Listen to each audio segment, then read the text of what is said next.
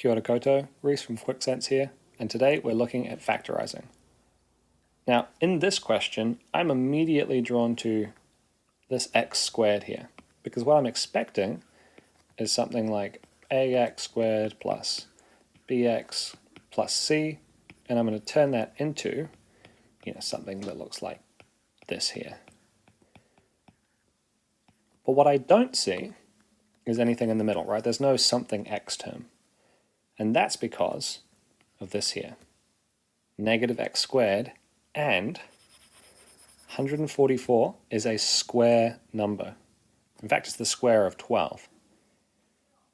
So when I have something like this, n squared minus x squared, right, I know that that is equal to n plus x times n minus x.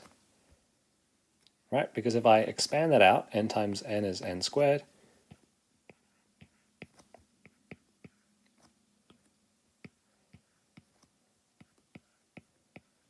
We can see that these middle terms cancel out, and I'm left with n squared minus x squared. So what does that mean for our situation? Well, what's n? N here is 12. So that means I can change this here to be 12 plus x and 12 minus x. And this is our factorized expression. In this next question, we have got a lot going on. Don't be intimidated by the number of variables, but try and notice the form that they have. Right, we've got something, and there's loads of powers in the top here, right? And then minus something again, which has lots going on in that exponent area. And this is equal to this statement here. Something, take away something, something plus something. And actually, right, this looks like the expression we had previously.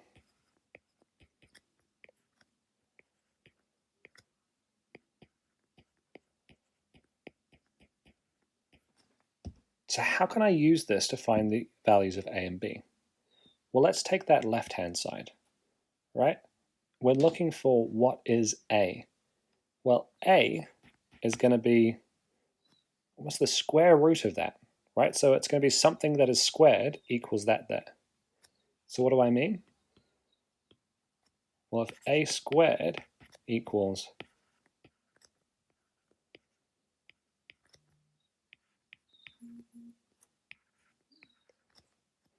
and I square root that to get a, right, what do I get? Well, I basically half everything in the exponent, because square rooting is just the exponent to half.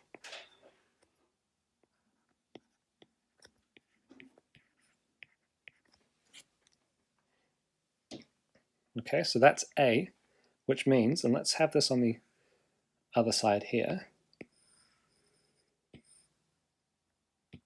Right, we're going to say that these two things are, oh, that's too big. These two things are going to be equal to each other. What a is WA V2 X Y4 minus something. Okay, and that minus something is going to be b. B is equal to p, and notice that we're not making it minus p because this is minus b. Right, so that's p4 q2 t, keep all of this in one statement here, and then I half everything. Power 2, power 1, we're not going to write that. T, well, 2a plus 2b has got a common factor of 2, so I can just drop that factor of 2. Okay, so now over here we've got p squared q t a plus b,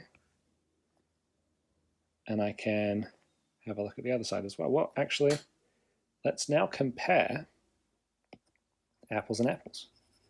Let's compare this with this here, because we're saying that they are the same thing, right?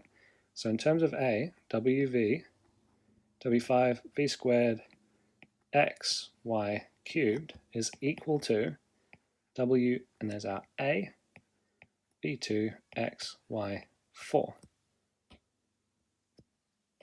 So the A is in this position here, which corresponds to this number here. So just by, not knowing where this is going to end up, we've actually ended up with A equaling 5. Let's have a look at B, and let's use blue for B, right?